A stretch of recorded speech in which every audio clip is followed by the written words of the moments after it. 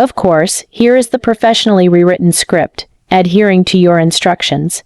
Asterisk, asterisk, asterisk, my name is Margaret Hayes, and I am 66 years old. The story I am about to share altered my life permanently.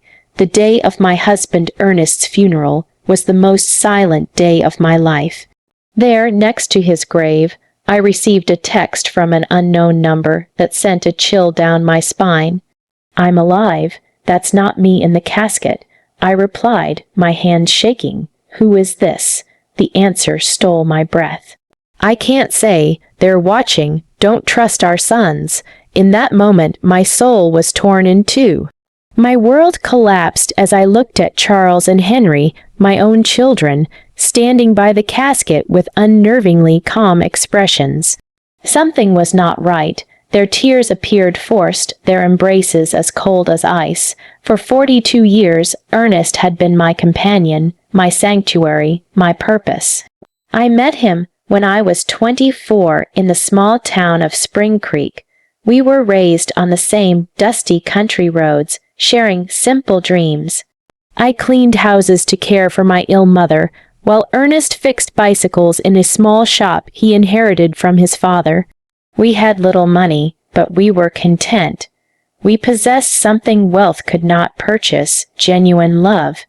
I recall the first time he spoke to me. It was a Tuesday morning. I was walking to the market in my faded green dress and wore knout shoes. He stepped out of his shop with grease-stained hands and smiled at me with a shyness that made me love him immediately. "Good morning, Margaret," he said softly. "Need me to look at your bicycle?" I didn't own one, but I invented a reason just to speak with him. That discussion led to dates under the large old oak tree in Town Square Park, then to promises of everlasting love, and finally to a simple wedding filled with hope.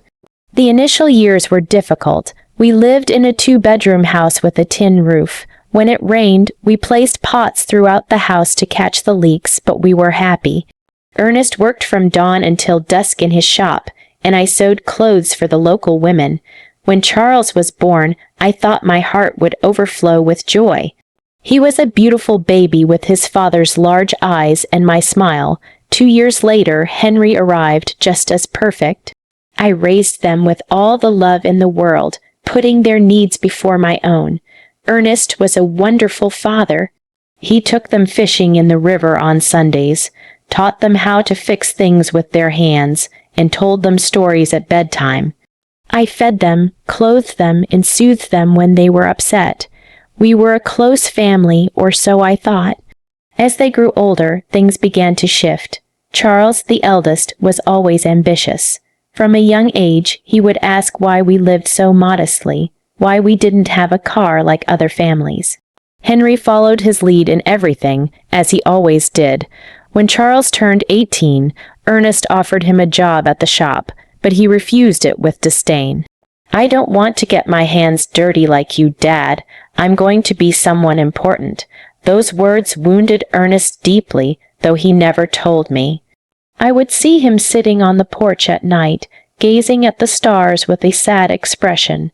His son had rejected not just his work, but his entire way of life. The years passed, and to my astonishment, Charles succeeded in making a name for himself in the business world. He got a job at a real estate company in the city. Henry followed soon after. They both began earning money, far more than Ernest and I had ever seen. Initially, I was incredibly proud. My sons had accomplished what we never could, escaping poverty and building superior lives. But gradually that joy turned to sorrow. Their visits became less frequent and their phone calls grew shorter. When they did come, they arrived in expensive cars, dressed in fine suits, discussing investments and properties. They would look at us with a peculiar mix of pity and shame. "Mom," Charles said to me during one of their infrequent visits, "you and Dad should move somewhere better. This house is falling apart." He was correct, but that house contained all our memories. It was where we had raised our sons, shared thousands of meals, and grown old together. It wasn't luxurious, but it was our home, Ernest, always perceptive, would tell me, "Margaret, money has changed our boys. We aren't enough for them anymore." I resisted believing it. I kept making excuses for their absences, their brief calls, their broken promises. They're busy building their lives, I would tell myself. Someday they'll be the loving boys we raised again. But in my heart, I knew Ernest was right. We had lost our sons long before I lost my husband. I just didn't realize to what extent we had become strangers to them. The most drastic change came when Charles married Jasmine Albright, a woman from the city who never concealed her contempt for our simple lifestyle. The first time he brought her home, she arrived in high heels that sank into the dirt of our porch and an elegant red dress that seemed more costly than everything I had ever owned. "Nice to meet you," she said with a strained smile, barely offering the tips of her fingers to greet me. Her eyes scanned our humble home with an expression I couldn't interpret, but it made me feel insignificant. During dinner, Jasmine barely touched the food I had prepared with so much care. She pushed the meatloaf around her plate and cut tiny pieces of chicken, but ate almost nothing. Charles seemed anxious, constantly apologizing for things he had never been ashamed of before. "Next time, we'll take them to a restaurant," he whispered to Jasmine, thinking I couldn't hear, but I did. Every word felt like a knife in my heart. Henry, meanwhile, remained single, but adopted the same detached attitude as his brother. His visits were limited to special occasions, and even then, he always seemed in a rush to leave. He was constantly on his phone, closing deals even during our conversations. "Mom, I have to go," he would always say before it was time. "I have an important meeting early tomorrow." Family Sundays became a distant memory. Christmases grew cold and formal. My sons would bring expensive gifts we didn't need. They would stay for 2 or 3 hours and then leave with visible relief. Ernest and I grew old alone, comforting one another. He continued working in his shop, though his hands no longer had the same strength. I continued with my sewing, but my eyes weren't the same. We managed on our small income, proud not to ask for anything from our successful sons. "Do you know what the saddest part is, Margaret?" Ernest said to me one night as we drank coffee on the porch. "It's not that they have money. It's that the money has made them believe we aren't important anymore." He was right, as always. My sons hadn't just changed financially. They had changed in their hearts. We were no longer their beloved parents. We were an uncomfortable reminder of a past they wished to forget. Things deteriorated when Charles purchased a $200,000 house in an exclusive city neighborhood. Henry did the same soon after, investing in a luxury condo that cost $150,000. Suddenly, our sons possessed fortunes we couldn't even imagine. "You should sell this house and move into a retirement community," Jasmine suggested during one of her rare visits. "There are some very nice places for people your age. You'd be more comfortable." The word community struck me like a slap. A retirement community. After 40 years of building our home, after raising these sons with so much love, they wanted to send us to a home. "We don't need a home," Ernest replied with the dignity that always defined him. "We're fine here in our house." But I saw the expression on Charles and Henry's faces. They supported Jasmine's idea. To them, we were a burden, a problem to be solved in the most convenient way. It was then that the more direct suggestions began. Charles arrived one day with papers in his hand, documents he had prepared without consulting us. "Dad, Mom," he said with that perfected, artificial smile, "I've been thinking about your future. This house is worth at most $1,000. If you sell it, I can add some money so you can move somewhere better, a more suitable place." To us, there was no place better than the home where we had been happy for decades. But Charles didn't understand that. For him, everything was about numbers, about monetary value. Besides, he continued, "I think Dad should retire from the shop. He's already 70 years old. It's time to rest." Ernest looked at him with profound sadness. "Son, working isn't a burden for me. It's what keeps me alive, what gives meaning to my days. But you could get hurt." Henry insisted, supporting his brother as he always did. "At your age, an accident would be very dangerous." Their words sounded concerned, but I sensed something more behind them, an impatience, an urgency I couldn't completely understand. The following months were tense. My sons increased the pressure for us to sell the house. They brought real estate agents without informing us. They had it appraised without our permission. They even began to talk about what would be best for everyone. "Look," Charles said to us during one particularly uncomfortable dinner, "Jasmine and I have decided to have kids soon. We'll need help with the expenses. If you sell the house and move to a smaller place, that money could be an early inheritance." An early inheritance. He was asking for our inheritance while we were still alive. The audacity of the request left me speechless. Ernest remained calm, but I saw his jaw tighten. "Son, when your mother and I die, everything we have will be yours. But while we're alive, our decisions are our own. Don't be stubborn." Henry interjected with a harshness I had never seen from him before. "You're old now. You can't keep living in the past." That night, after they left, Ernest and I stayed up talking until dawn. For the first time in our marriage, we discussed the possibility that our sons were not the people we thought we had raised. "Something's wrong, Margaret," my husband said to me with a look of concern I had never seen in his eyes. "This isn't just ambition or impatience. There's something darker behind all this pressure." I had no idea how profoundly correct his words were. I couldn't imagine that my own sons were planning something that would change our lives permanently.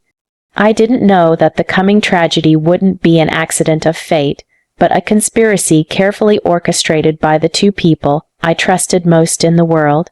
The last normal conversation I had with Charles was 3 weeks before Ernest's death. He came alone, without Jasmine, and looked more serious than usual. "Mom," he said, sitting at the kitchen table where he had eaten breakfast so many times as a child, "I want you to know that no matter what happens, Henry and I will always take care of you." His words comforted me at the time, but now, remembering them beside Ernest's grave, they sent a shiver down my spine. Why did he say, "no matter what happens"? What did he know that I didn't? The accident that changed everything happened on a Tuesday morning. Ernest had left early for the shop, as he had done every day for over 40 years. I was in the kitchen preparing his favorite lunch, meatloaf and mashed potatoes, when the phone rang with an urgency that chilled me. "Mrs. Hayes," an unfamiliar voice asked. "I'm calling from Memorial Hospital. Your husband has been in a serious accident. You need to come immediately."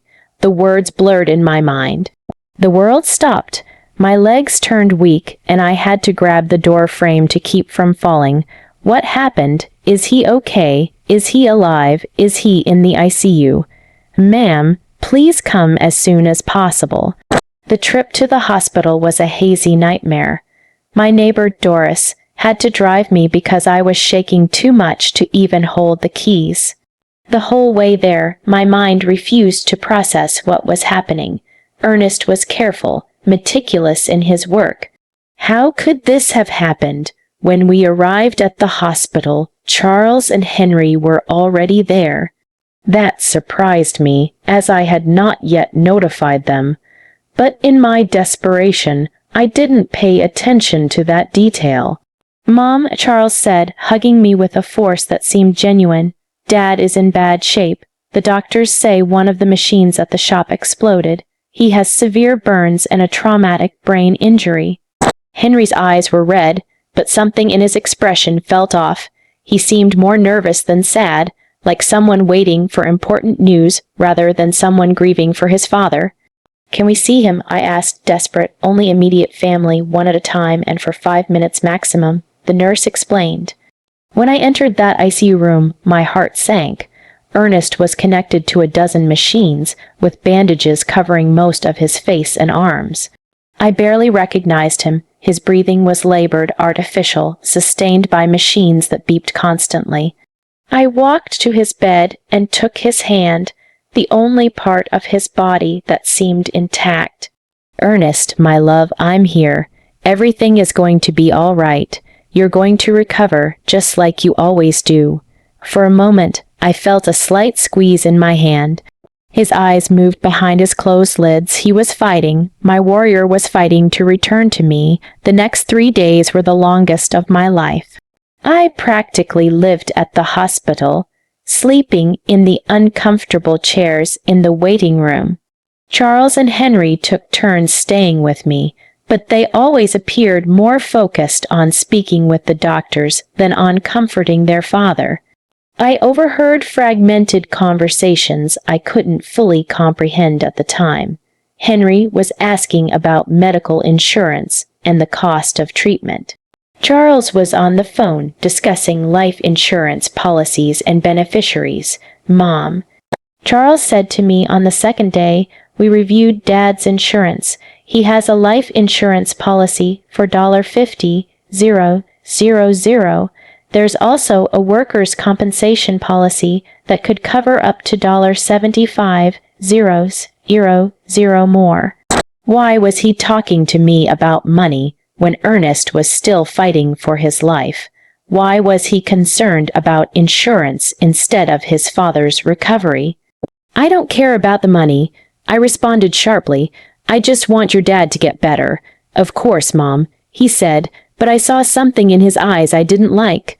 A coldness, a calculation happening while his father lay dying. On the third day, the doctors gave us the most devastating news of my life. Dr. Patterson, an older man with a compassionate expression, gathered us in a small office. "Mrs. Hayes," he began softly, "your husband's condition is critical. The burns have become infected, and the head trauma is more severe than we initially thought. We have to be realistic about his chances. What does that mean?" I asked, though my heart already knew the answer. "It means we need to prepare for the worst. Your husband is in an induced coma. We could keep him alive indefinitely, but his quality of life, well, it's highly unlikely he will ever regain consciousness." My world fell apart around me. 42 years of marriage, an entire life built together. And now they were telling me it was all fading away like smoke. "We want to try everything," I said through sobs. "No matter the cost, no matter how long it takes." But Charles exchanged a look with Henry that deeply unsettled me. "Mom," Charles said in a voice that tried to sound understanding, "we have to be practical. Dad wouldn't want to live like this. He always said he never wanted to be a burden on anyone. A burden." I exploded with a fury I didn't know I possessed. "He's your father. He's not a burden.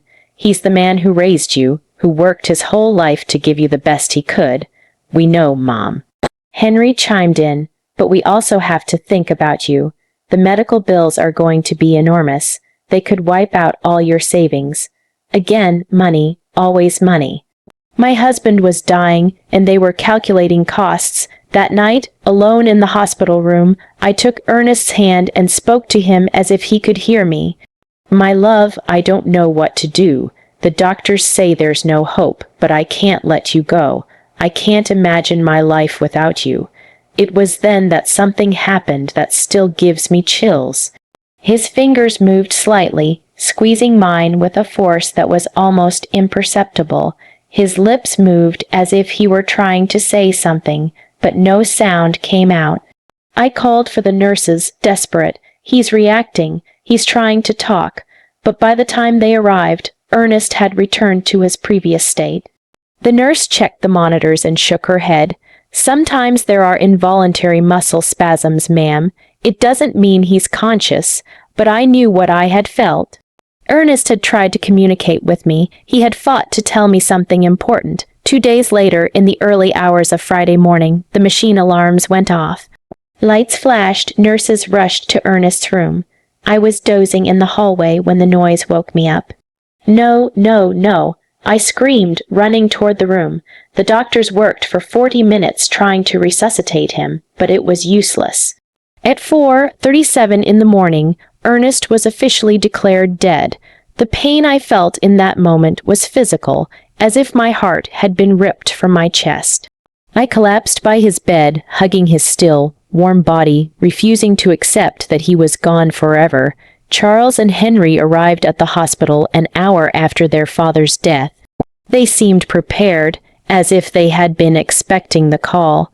They brought papers, documents, and phone numbers for funeral homes. We already talked to the Spring Creek Funeral Home. Charles said to me while I was still crying inconsolably, "They can pick up the body this morning." We also contacted the insurance. Henry added, "The claim process is already underway." How could they be so efficient, so organized, so cold just an hour after losing their father? Something was wrong. But my grief was so intense that I couldn't think clearly. The funeral was scheduled for the following Monday. Charles took care of all the arrangements without really consulting me. He chose the simplest casket, the shortest service, as if he wanted to get it all over with as quickly as possible. "It's what Dad would have wanted," he said when I complained about not being included in the decisions. Something simple without a fuss, but Ernest deserved better than this indecent rush to bury him and forget. The day of the funeral arrived, cloudy and cold, as if the sky itself were crying for Ernest. I wore my only black dress, the same one I had worn for my mother's funeral years ago. My hands were shaking so much that Doris had to help me button the small buttons on the back. "Be strong, Margaret," my dear friend whispered as she carefully combed my hair. But I didn't feel strong. I felt empty, like a shell without a soul. 42 years of marriage can't be buried so easily. Every object in the house reminded me of him, his coffee mug on the table, his tools on the porch, his pillow that still held his scent. When we got to the cemetery, I was surprised by how few people had attended. I expected to see more of Ernest's co-workers from the shop, more neighbors, more acquaintances, but it was only Charles, Henry, Jasmine, Doris, me, and the pastor. For a man who had lived 70 years in the same town and had helped so many people, the funeral seemed strangely empty. "Where are the guys from the shop?" I asked Charles. "We didn't want to bother anyone," he replied quickly. Dad was a private person. He would have preferred something intimate, but that wasn't true. Ernest loved his community. He cared about his neighbors. He would have wanted them to come say goodbye. Why had Charles decided to make everything so secretive, so rushed? During the service, I watched my sons with a strange emotional detachment. Charles had a solemn expression appropriate for the occasion, but his eyes constantly darted toward his watch. Henry seemed restless, as if he had more important things to do. Jasmine discreetly checked her phone behind her black veil. This was how they were saying goodbye to their father, with impatience and distractions. The pastor spoke about eternal life, about well-deserved rest, about reuniting with God. His words felt hollow in my shattered heart. I didn't want Ernest to rest in peace. I wanted him to come home with me, for us to keep growing old together, for us to keep drinking coffee on the porch every evening. When it was time to throw dirt on the casket, my legs refused to hold me up. Doris had to support me as I sobbed uncontrollably. The sound of the dirt hitting the wood was final, conclusive, hopeless. It was at that exact moment, standing by my husband's grave, that my phone vibrated. A text message from an unknown number. "I'm alive. That's not me in the casket." My heart stopped. The letters danced in front of my eyes as if I were hallucinating. I was losing my mind from the grief. With trembling hands, I replied, "Who are you?" The answer came immediately. "I can't say. They're watching. Don't trust our sons." The phone fell from my hands as if it were burning. Doris bent down to pick it up, but I stopped her abruptly. I couldn't let anyone else see those messages. Not until I understood what was happening. "Are you okay, Mom?" Charles asked, approaching with a worried expression. I stared at him, trying to find some clue on his face. His eyes seemed sincere, but now every gesture, every word, every expression felt suspicious. I'm fine. I lied, putting the phone in my purse. I just need to go home. On the way back, I couldn't get those messages out of my head. Was it possible that someone was playing a cruel joke at the worst moment of my life? Or was there really a possibility that Ernest was alive? But if he was alive, who had we buried? And if he wasn't alive, who knew enough details about our lives to write something so specific about our sons? That night, alone in my house, which now felt like a tomb, I reviewed every detail of the last few days. Ernest's accident had been strange from the beginning. According to Charles, a machine had exploded in the shop, but Ernest knew every screw and wire in that place. He was meticulous about maintenance, obsessive about safety. Plus, how had my sons gotten to the hospital so quickly if no one had notified them? The hospital had called me first. I was the emergency contact. How did they know about the accident before I did? And then there was the money. From day one, Charles and Henry had talked about insurance policies and beneficiaries as if they had been waiting for this moment, preparing for it. I decided to check Ernest's papers. In his old wooden desk, he kept all his important documents in a metal box. Insurance policies, the deed to the house, shop documents, everything was there. I found the $50,000 life insurance policy that Charles had mentioned. But there was something I didn't remember. The policy had been updated just 6 months earlier, increasing the coverage from $5,000 to $50,000. Why had Ernest increased his life insurance? He had never mentioned that change to me, and more importantly, who had suggested he do it? I kept looking and found something even more disturbing, a workers' compensation policy that I didn't know about, purchased just 2 months before his death. $75,000 in total, a fortune for a family like ours, but also a fortune tempting enough for someone without scruples. My phone vibrated again, another message from the same unknown number. Check the bank account, see who's been moving money. This time, I didn't hesitate. This person, whoever they were, knew too much to be a prankster. They knew about the insurance. They knew about my sons. They knew details that only someone very close to us could know. The next day, I went to the bank where Ernest and I had kept our account for 30 years. Mrs. Thompson, the manager who had known us forever, greeted me with sincere condolences. Margaret, I'm so sorry about Ernest. He was a good man. Thank you, Mrs. Thompson. I came to check our accounts. I need to understand our financial situation. She showed me the bank statements from the last 6 months. What I saw froze me. Over the past 3 months, large withdrawals had been made from our savings account. $1,000 in January, $3,000 in February, $4,000 in March. Money that I didn't know had been moved. Who authorized these withdrawals? I asked, my voice trembling. Your husband came in person, Mrs. Thompson explained. He said he needed the money for repairs at the shop, but I kept the household accounts. I knew exactly how much money we had and what we spent. Ernest had never mentioned expensive repairs at the shop, and we definitely had never talked about withdrawing thousands of dollars from our savings. Do you have the signatures for those withdrawals? I asked. She showed me the receipts. Indeed, it looked like Ernest's signature, but something about the handwriting seemed off. It was too shaky, too uncertain for his usually firm, clear script. Mrs. Thompson, I asked with my heart pounding, did he come alone to make these withdrawals, or was someone with him? She thought for a moment. Now that you mention it, I think he came in with one of your sons once or twice. Charles, I think. He said he was helping his dad with the paperwork because Ernest had trouble reading documents. Without his glasses, Charles, my son had been involved in money withdrawals I didn't know about. using his father's tired eyes as an excuse. But Ernest saw perfectly well with his glasses, which he never took off during the day. That afternoon, as I looked over the bank receipts again and again, I received another message. The insurance was their idea. They convinced Ernest he needed more protection for you. It was a trap. I could no longer deny the evidence piling up in front of me.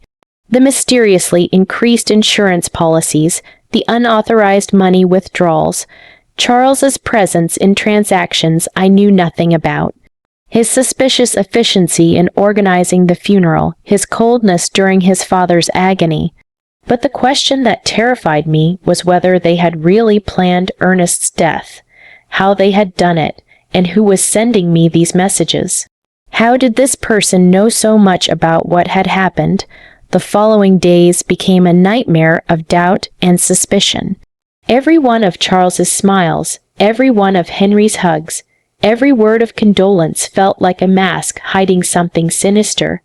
But I needed more proof before I could accept a truth as horrible as the one taking shape in my mind. My phone kept receiving messages from the mysterious number. Go to Ernest's shop. Look in his desk. There are things you didn't see. I decided to go to the shop for the first time since the accident. Charles had said a machine had exploded. But when I got there, I found something completely different from what I expected. The shop was strangely clean, too clean to have been the scene of an explosion. There were no burn marks on the walls, no debris, no signs of the destruction that such a serious accident should have caused. Where is the machine that exploded? I asked out loud. I looked all over the shop and found every machine in its place, working perfectly. The welder, the compressor, the electric saw, all were intact. What then had been the cause of the accident? In Ernest's desk, I found something that sent a chill through me, a note written in his handwriting dated 3 days before his death.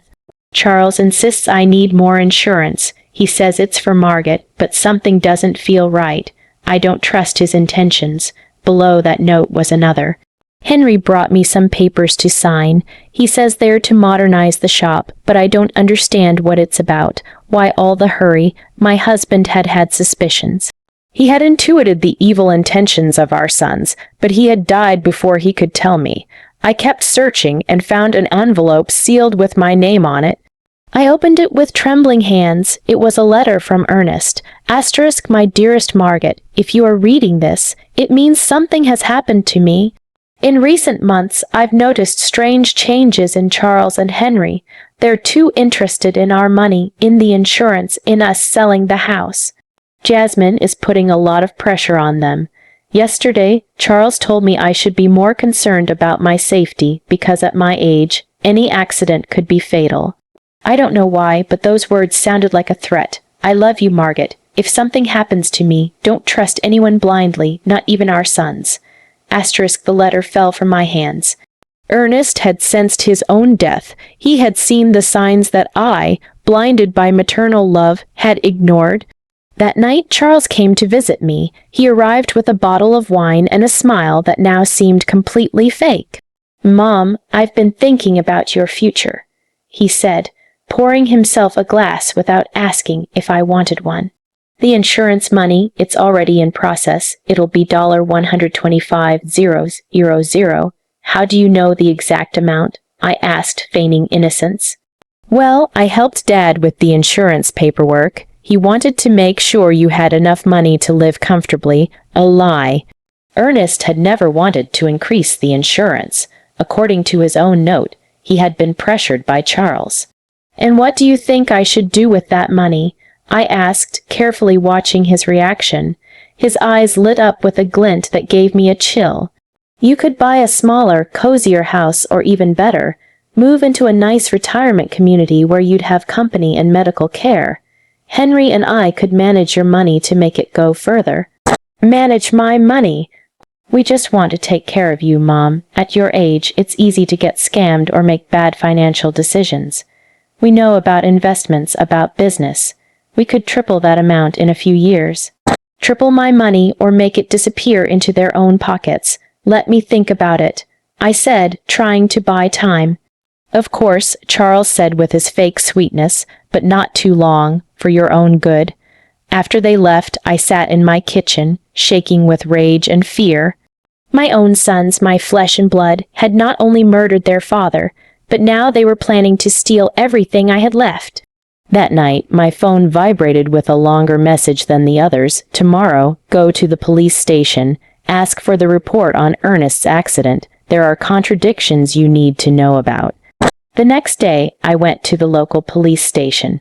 Sergeant O'Connell, who had known Ernest for years, greeted me kindly. The report on your husband's accident, he asked with a confused expression. What accident, Mrs. Hayes? From his shop when the machine exploded. The sergeant checked his files and shook his head. We don't have any report of an explosion at Ernest's shop here. In fact, we don't have any report of a work accident involving your husband. I felt the world sway under my feet, but my son said it was an accident at the shop. That's why he was in the hospital. Mrs. Hayes, your husband arrived at the hospital on Tuesday morning, but not from a work accident. According to the medical report I have here, he arrived unconscious with symptoms of poisoning. Poisoning. The doctors found traces of methanol in his blood, a quantity sufficient to cause blindness, brain damage, and eventually death. The hospital should have informed you of this. It hadn't been an explosion. It hadn't been a work accident. Someone had deliberately poisoned my husband. Why didn't anyone tell me this? I asked, my voice breaking. The immediate family who signed the hospital papers requested that the information be kept confidential to avoid unnecessary speculation. They said you were too emotionally fragile to handle technical details. The immediate family. Charles and Henry had hidden the true cause of Ernest's condition, invented the story of the explosion, and manipulated everyone, including me, to cover up a murder. Mrs. Hayes, the sergeant continued, if you suspect the circumstances of your husband's death, we could open a formal investigation. I had more than suspicions. I was certain that my own sons had murdered their father for money. That afternoon, Henry came home with a bouquet of flowers and the same fake smile as Charles. How are you, Mom? You look tired. I'm fine. I lied, observing his every gesture from a new perspective. I'm just thinking about the future. That's good. Charles and I have been talking. We think you should sell the house soon while it's fresh on the real estate market. Why the rush? Well, old houses lose value quickly and you need liquidity. Funeral expenses, pending medical bills, more lies. The funeral had been cheap, almost insultingly so, and there were no pending medical bills because the hospital insurance had covered them. Henry, I said, looking him directly in the eyes, you knew your dad didn't die from a work accident. For a fraction of a second, I saw panic in his expression, but he recovered quickly. What are you talking about, Mom? I went to the police station. There's no report of an explosion at your dad's shop. This time, the panic was more evident. Mom, you shouldn't be doing things like that. They'll confuse you. The grief is getting to you. The grief is getting to me, or you've been lying to me. He got up abruptly, spilling the coffee I had poured for him. I think you need to rest. We'll talk when you're calmer. He left quickly, but not before making a phone call from the porch, although I couldn't hear the words. The tone was urgent, worried. That night, I received the most revealing message yet. They're coming together tomorrow. They're going to try to convince you that you're crazy, that grief is making you imagine things. Don't believe them, and don't take anything they offer you to eat or drink. The mysterious message prediction came true exactly as it had warned. The next day, Charles and Henry arrived together at my house, accompanied by Jasmine. They had expressions of exaggerated concern and a bag of pastries from the downtown bakery. Mom, we're so worried about you, Charles began in a sugary voice. The neighbors have told us you've been acting strange. Doris says you've been talking to yourself, that you aren't eating well. Doris had never said that. It was just another lie in their growing collection. Jasmine brought your favorite pastries, Henry added, pointing to the bag. And we made special coffee from that brand you like so much. I remembered the message's words, don't take anything they offer you to eat or drink. It was possible that they were planning to poison me too, just as they had Ernest. Thank you, but I already had breakfast, I said, keeping my distance. But Mom, Jasmine insisted with a smile that didn't reach her eyes, you need to eat properly. You've lost a lot of weight since Dad Ernest died. I'm fine, I repeated firmly. Charles exchanged a significant look with Henry. It was the same look they had shared at the hospital when the doctor gave us Ernest's prognosis. Mom, Charles said, sitting closer to me, we want to talk to you about something important. Henry and I have been consulting with some doctors about... Of course. Here is the rewritten script, maintaining the original structure and length while incorporating your professional standards. Asterisk, asterisk, asterisk. Your recent behavior, my behavior. Yes, the strange questions you've been asking, the visits to the police station, that obsession with irrelevant details about Dad. It's normal after such a great loss, but it can be dangerous if it's not treated. Henry nodded gravely. We spoke to Dr. Albright. He says it's common for older people to develop paranoia after losing a partner, especially women your age. Paranoia. They were accusing me of being unstable for uncovering their lies. I am not paranoid, I said with all the firmness I could muster. I'm just asking questions I should have asked from the beginning. What questions? Charles challenged me. Like why there's no police report for your father's supposed accident. Like why the shop is perfectly clean if there was an explosion.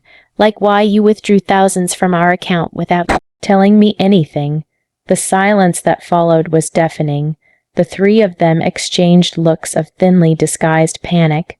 Mom, Henry finally said, those things have simple explanations. Dad withdrew that money for repairs he wanted to do in secret as a surprise for you. What surprise? He wanted to remodel the house, Charles lied. He had hired some workers to fix the roof and paint the walls. He wanted it to be a surprise for your birthday. If that were true, where were the workers? Where were the materials? Why did no one in town know about this supposed remodeling? And about the police report, Charles continued, not all work accidents require a report, especially when they happen on private property. More lies. Sergeant O'Connell had been very clear. Any work accident with serious injuries requires an official report. Mom, Jasmine intervened with a sweet but condescending voice, we just want to take care of you. That's why we thought it would be best if you moved to a place with specialized medical attention. A home, Charles corrected, a specialized care home for people who are going through complicated grief. They have psychologists, nurses, activities to keep you busy. And in the meantime, Henry added, we can take care of selling the house, managing the insurance money, all those complicated things you shouldn't have to handle in your current state. There it was, the complete plan, declare me mentally incompetent, put me in a home, and take control of all my money. First, they had murdered Ernest for the insurance, and now they wanted to steal from me too. And what if I refuse? I asked them, why would you refuse? Charles asked with a smile that sent a chill through me, we just want what's best for you, because this is my house. This is where I built my life with Ernest. This is where I raised you. Mom, Henry said with an exaggerated sigh, you can't live in the past forever. Dad is gone? You have to accept it and move on. I have accepted it, but that doesn't mean I'm going to give away my life and my money. The mask of concern began to crack on my sons' faces. Charles got up abruptly. All right, if you won't listen to reason, we'll have to take more drastic measures. What does that mean? It means we can start a legal process to have you declared mentally incompetent. We have witnesses to your erratic behavior. We have testimony from doctors who confirm you're suffering from senile paranoia. Doctors, what doctors? I hadn't spoken to any doctors about my mental state. Dr. Albright already signed a preliminary report, Henry added. He says that based on our descriptions of your behavior, it's likely you need specialized care. A doctor who had never examined me had signed a report about my mental state based only on what my sons had told him. How much had it cost them to buy that false evaluation? So you can cooperate voluntarily, Charles continued, or we can do it legally, but either way, you're going to get the help you need. It was a direct threat. If I didn't hand over my money voluntarily, they would use the legal system to steal it from me. I need time to think about it. I told them, trying to buy time, of course. Jasmine said with her false sweetness, but not too much time. For your own good. After they left, I sat in my kitchen, trembling with rage and fear. My own sons had not only murdered their father, but now they were planning to steal everything I had left. That night, my phone vibrated with a message longer than the others. Margaret, this is Stephen Callahan, a private investigator. Ernest hired me 3 weeks before he died because he was suspicious of Charles and Henry. They poisoned him with methanol mixed in his breakfast coffee. I have audio evidence of their conversations, planning everything. Tomorrow at 3:00 in the afternoon, go to the corner cafe. Sit at the back table. I'll be there. At last, I would know who had been sending me those messages, and more importantly, I would have the proof I needed to get justice for my husband's death. But I also knew I didn't have much time. Charles and Henry had shown their hand. If I didn't act fast, I'd end up locked in a home while they spent the money that had cost Ernest his life.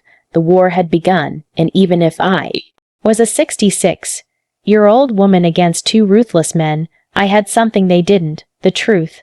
And the truth, sooner or later, always finds a way to come out. That night, for the first time since Ernest's death, I smiled. I knew my husband had not died in vain. His caution, his instinct, his decision to hire a private investigator was going to allow me to get justice. Charles and Henry had seriously underestimated their mother. They were about to discover that a woman fighting for the memory of her murdered husband is a force more powerful than all their greed combined. The next day arrived. Filled with nervousness and anticipation, I dressed carefully, choosing my most serious purple dress, the one I wore for important occasions. If I was going to meet the man who could give me the answers I needed, I wanted to be prepared for any revelation. At 2:30 in the afternoon, I walked toward the corner cafe with determined but cautious steps. Every shadow looked suspicious. Every person on the street could be a spy sent by my sons. The paranoia they had accused me of having was starting to feel justified. The cafe was moderately full. I went straight to the back table as I had been instructed. I ordered a chamomile tea and waited, my hands trembling slightly on the worn wooden table. Exactly at 3 on the dot, a man in his 50s approached my table. He was tall and gray-haired with intelligent eyes and a serious but kind expression. He was carrying a brown folder under his arm. Mrs. Hayes? He asked in a low voice. I nodded, not yet trusting my voice. I'm Stephen Callahan. I'm so sorry for your loss. Ernest was a good man. He sat down across from me and placed the folder on the table. Before I show you what I have, I need you to know that what you're about to hear and see is going to be very painful. Are you ready? I've been getting ready since I received your first message. I replied with a firmness I didn't know I had. Stephen opened the folder and took out a small voice recorder. Ernest came to see me a month ago. He was worried about his son's behavior. He hired me to investigate them discreetly. He pressed the play button. Ernest's voice, so familiar and dear, filled the small space between us. Stephen, I need you to know that if something happens to me, it won't be an accident. Charles and Henry have been pressuring me to increase my life insurance. Yesterday, Charles brought me papers he said were to better protect Margaret, but when I read them, I realized there were also clauses that directly benefited them. My heart sped up. Hearing Ernest's voice was like having him back for a few minutes, but his words confirmed my worst suspicions. The recording continued. Henry has been asking strange questions about my daily routine. what I eat for breakfast, what time I leave the house if Margaret comes to the shop with me. He says it's out of concern, but something about the way he asks worries me. Stephen paused the recording. This conversation was 3 weeks before his death, but I have something more recent. He played another recording, this time with Charles's voice in the background talking on the phone. No, we can't wait any longer. The old man is starting to get suspicious. Yesterday, he asked me why I was so interested in his insurance. Yes, I already have the methanol. It works perfectly. Because the symptoms look like a heart attack or a stroke. No, Mom won't be a problem. After Dad dies, she'll be so devastated that we can do whatever we want with her. Tears began to roll down my cheeks. It was the voice of my son, coldly planning his father's murder. There's more, Stephen said softly. This recording is from the day before Ernest's death. A new recording began. This time it was Henry talking to someone. Everything's ready. Tomorrow, Charles is going to put the methanol in Dad's coffee. We told him it was a special vitamin, in supplement a doctor recommended. The idiot is going to drink it without suspecting a thing. The symptoms, it'll start with dizziness and confusion, then loss of sight, convulsions, coma. The doctors will think it's a stroke or a heart attack. By the time they realize it's poisoning, it'll be too late. My world completely collapsed. Not only had they planned Ernest's murder, but they had executed it with a coldness that terrified me. How was it possible that my sons, the babies I had nursed, were capable of something so monstrous? How did you get these recordings? I asked through my sobs. Ernest had asked me to put listening devices in your house, Stephen explained. He was afraid, but he didn't know exactly what of. We placed them on the home phone and in some other strategic spots. He took out a series of photographs from the folder. I also have this. Charles buying methanol at a hardware store 30 miles from town. He paid with cash and used a fake name, but I have it on video. The photographs clearly showed Charles leaving a hardware store with a small bottle in his hands. The date on the photos was 5 days before Ernest's death. And this, Stephen continued, showing me more documents. These are Charles and Henry's financial records from the last 6 months. They've been spending a lot more money than their incomes justify. Charles owes $70,000 to a lender in the city. Henry has gambling debts for $40,000. They were desperate. It all started to make sense. It wasn't just greed that had motivated Ernest's murder. It was financial desperation. Why didn't you go to the police immediately after Ernest's death? I asked him. Because Charles and Henry are very smart. They bribed the doctor who attended to Ernest at the hospital to change the official diagnosis. Instead of poisoning, the death certificate says heart failure due to complications from a work accident. Without that medical evidence, my recordings might not have been enough for a conviction. But now we have all the evidence together, I said, feeling a mix of pain and determination. Exactly, and there's one more thing you need to know. My blood ran cold. What? Your sons were planning to kill you too. Stephen played one last recording, this time with Charles and Henry's voices together. Once we have Dad's insurance money, we need to get rid of Mom too. Charles said, we can't risk her getting suspicious or anyone else putting ideas in her head. How? Henry asked. The same as with Dad, but this time we can make it look like a suicide from depression, a widow who can't live without her husband. Nobody would question it, and the money, we're her only heirs. Everything would be ours, the house, the savings, the insurance money, almost $200 in total. The recording stopped. I was shaking uncontrollably. My sons had not only murdered their father, but they were planning to murder me as well. All for money, Mrs. Hayes, Stephen said gently. I know this is devastating, but we have enough evidence to make them pay for what they did. What do we do now? I asked, wiping my tears. First, we need to go to the police with all this evidence. Sergeant O'Connell is an honest man. He's not involved in the corruption. Second, we need to act fast. Your sons are planning to have you declared mentally incompetent tomorrow. If they succeed, it will be much harder to proceed legally tomorrow. Yes, I intercepted a phone conversation this morning. They're meeting with Judge Miller at 10:00 in the morning to start the mental incapacitation process. I got up from the table with a determination I hadn't felt in weeks. Then we have to act tonight. Exactly, Stephen confirmed. But first, there's one more thing I want to show you. He took one last photograph from the folder. In it, Ernest was leaving a medical clinic I didn't recognize. 3 days before he died, your husband went to get a full medical exam at a clinic in the city. The results show that he was perfectly healthy. There were no signs of heart disease. His blood pressure was normal. Everything was perfect. This definitively proves that his death was caused by poisoning, not by natural health problems. That was the final piece of evidence we needed. Ernest had been a healthy man, murdered by his own sons. Stephen, I said, taking his hand, thank you for keeping your promise to my husband. Now, let's get justice. That same night, Stephen and I went directly to the police station. Sergeant O'Connell was working the night shift that week, which was perfect for our purposes. When we arrived, it was 8:00 in the evening, and the station was relatively quiet. Sergeant O'Connell, I said in a firm voice, I need to file a formal complaint for the murder of my husband, Ernest. The sergeant looked at me with surprise.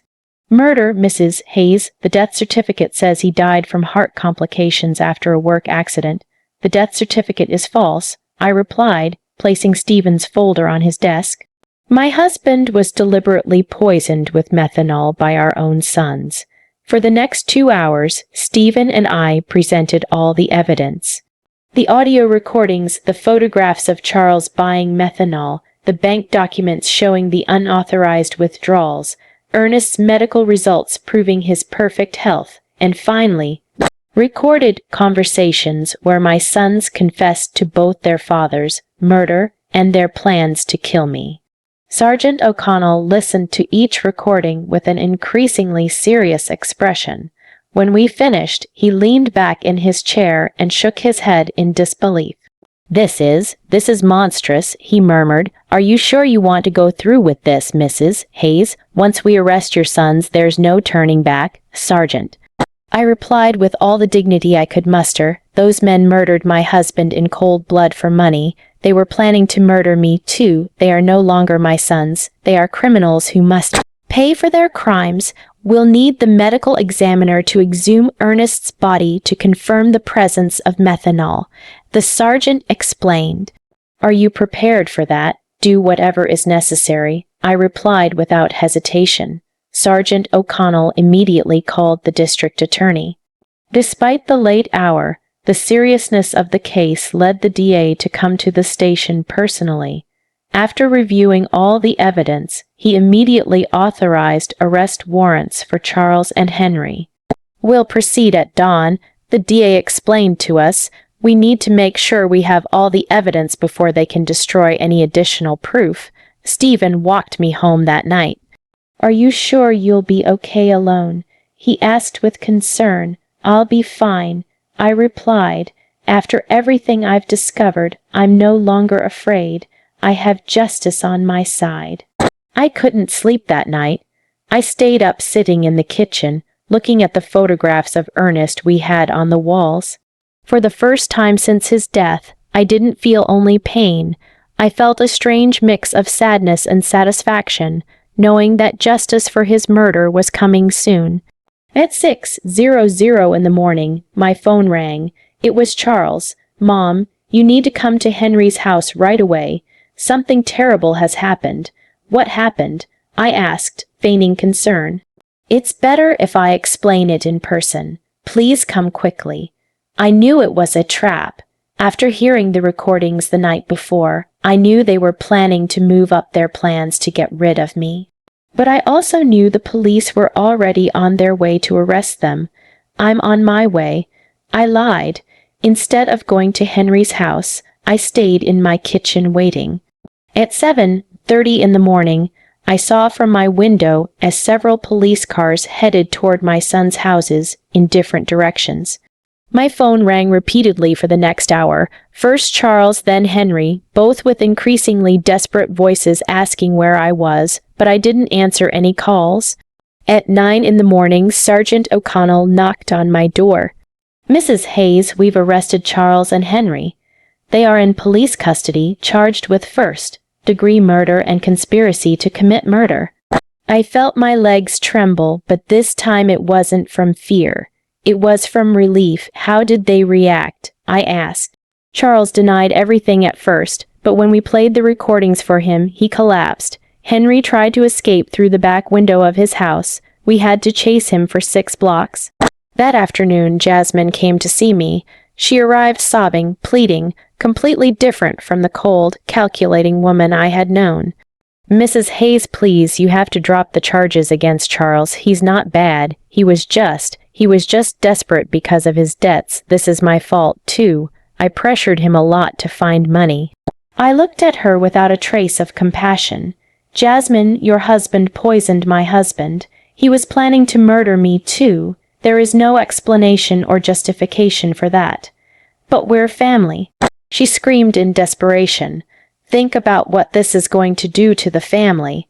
The family died the day you decided to kill Ernest for money." I replied coldly, "Now please leave my house." 3 days later, the exhumation of Ernest's body was carried out. The lab results confirmed exactly what Stephen had discovered. Lethal levels of methanol in his system, enough to cause all the symptoms he had experienced before his death. The case became a sensation throughout the town.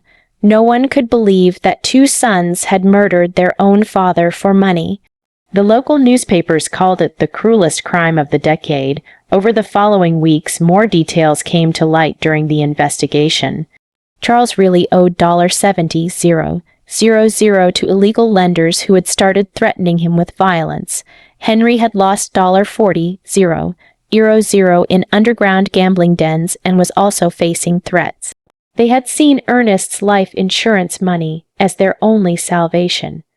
But their greed had led them to increase the policies so dramatically that it had aroused their own father's suspicion. We also discovered that the doctor who had falsified the death certificate had received $5,000 in cash from Charles. He was also arrested for obstructing justice and falsifying official documents. Stephen explained all the details of the plan Ernest had made with him. "Your husband was smarter than his sons believed. He knew something bad was coming, but he didn't know exactly what. He hired me not only to investigate Charles and Henry, but also to protect you if something happened to him." "Did he know they were going to kill him?" I asked. "Not exactly," Stephen said. "But he suspected his life was in danger. That's why we installed the recording devices. That's why we documented everything. He wanted to make sure that if something happened to him, the truth would come to light. My Ernest, even in his final days, had been protecting me. He had anticipated our son's betrayal and had taken steps to ensure that justice would prevail." The trial was scheduled to begin in 2 months. Both Charles and Henry faced charges of first-degree murder, which in our state carried a sentence of 25 years to life. The day of the trial arrived after 2 months of intense legal preparation. The courtroom was completely full. Reporters from several regional newspapers had come to cover what was already known as the case of the killer sons. The whole town was there. Neighbors, former co-workers of Ernest, even people I barely knew, but who wanted to witness this historic moment of justice. I wore my best black dress, the same one I had worn for our wedding so many years ago, but which now represented mourning and dignity. Stephen accompanied me, sitting by my side throughout the entire process. His presence gave me the strength to face what would be the most difficult day of my life. Charles and Henry entered the courtroom in handcuffs, dressed in orange prison jumpsuits. Seeing my sons like that broke my heart one more time, but I no longer felt pity for them. I only felt a deep sadness for the moral death they had chosen long before they physically murdered their father. The prosecutor presented the case with devastating precision. One by one, the recordings were played for the court. The silence was absolute every time the voices of Charles and Henry were heard, coldly planning Ernest's murder.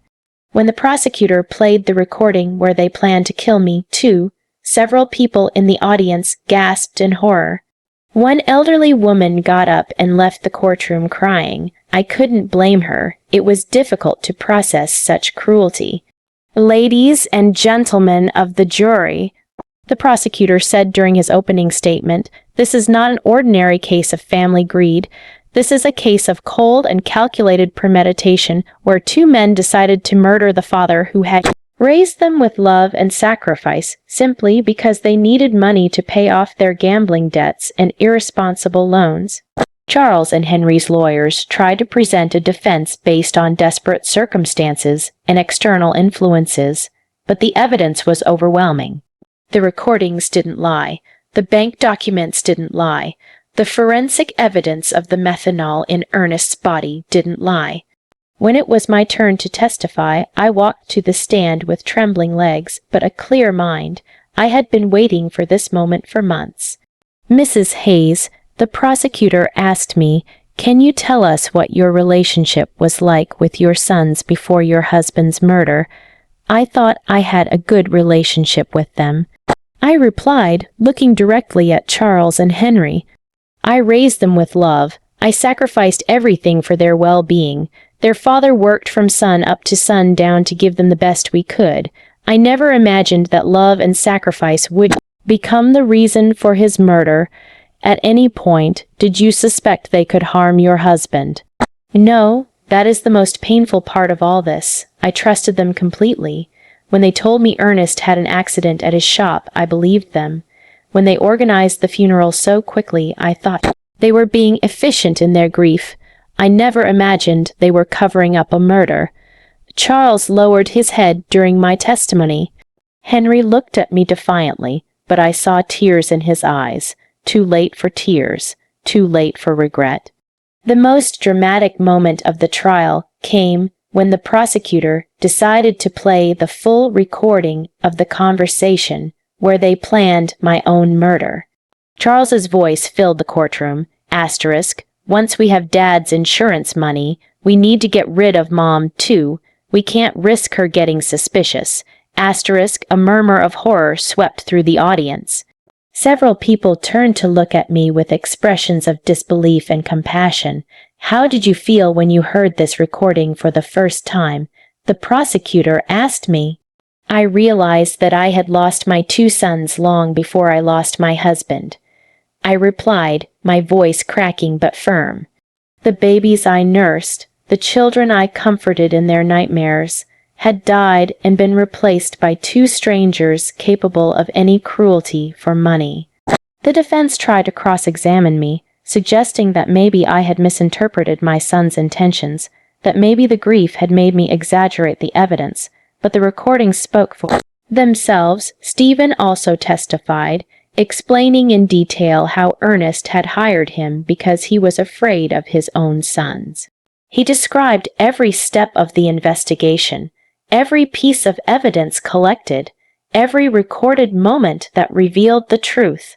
The medical examiner presented the results of the exhumation, confirming the lethal presence of methanol in Ernest's body. He explained how this poison acts slowly, causing exactly the symptoms my husband had experienced before he died. After 3 days of devastating testimony, the closing arguments arrived. The prosecutor was crushing. Charles and Henry are not victims of circumstances. They are predators who saw their own parents as financial obstacles that had to be eliminated. They planned, executed, and covered up Ernest's murder and were planning to do the same to Margaret. They don't deserve compassion. They deserve justice. The jury deliberated for 6 hours. When they returned, the silence in the courtroom was absolute. I could hear the beating of my own heart as the judge read the verdict.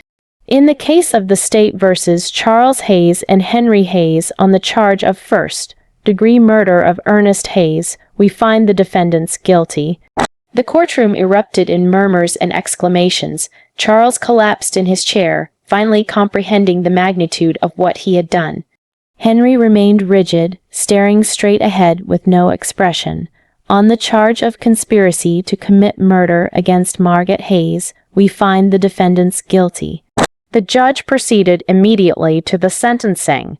Charles Hayes and Henry Hayes for the premeditated murder of your father and the conspiracy to murder your mother. I sentence you to life in prison without the possibility of parole for 30 years. When I heard those words, I felt a gigantic weight lift from my shoulders. Justice. Finally, there was justice for Ernest. After the trial, many people came up to hug me and express their support. Doris cried with me, not from sadness, but from relief. Margaret, Ernest can rest in peace now, she whispered to me. That night I returned to my house, which now felt different. It was no longer a place of pain and betrayal. It was my home again, the place where Ernest and I had been happy for 42 years. Stephen came to visit me a week after the trial. How do you feel? He asked me. At peace. I answered honestly. For the first time since Ernest's death, I sleep soundly. I know he is resting because his death did not go unpunished. And the money, the insurance, the savings. I donated the life insurance money to a foundation for victims of family crimes, I explained. That money was stained with blood. I could never have used it. My personal savings are enough to live modestly for the rest of my days. 6 months after the trial, I received a letter in prison mail. It was from Charles. Mom, I know I don't deserve your forgiveness, but I need you to know that I regret everything. The money, the debts, the desperation. They blinded us. We lost all humanity. Henry and I destroyed the most loving family in the world for money we didn't even get to enjoy. Tomorrow, I will commit suicide in my cell. I can't live with what we did. Take care, Mom. Tell Dad we're sorry we were such bad sons. I didn't arrive in time to prevent his suicide. Charles was found hanging in his cell the next day. Henry, upon learning of his brother's death, suffered a complete nervous breakdown and was transferred to the prison psychiatric hospital. Today, 2 years after the trial, I live peacefully in my small house. I have converted Ernest's shop into a garden where I grow flowers to take to his grave every Sunday. Stephen has become a close friend, visiting me regularly to make sure I'm okay. Sometimes the neighbors ask me if I miss my sons. The answer is complicated. I miss the children they were, but those children died long before Ernest did. The men they became were not my sons. They were strangers who shared my blood, but not my heart. I have learned that true family is not defined by blood, but by love, loyalty, and mutual respect. Ernest was my true family for 42 years. The friends who supported me during the trial are my family now. Justice did not bring Ernest back, but it gave me peace. And on quiet nights, when I sit on the porch where we so often drank coffee together, I swear I can feel his presence, proud of me for being strong enough to do the right thing, even when it meant losing my sons forever.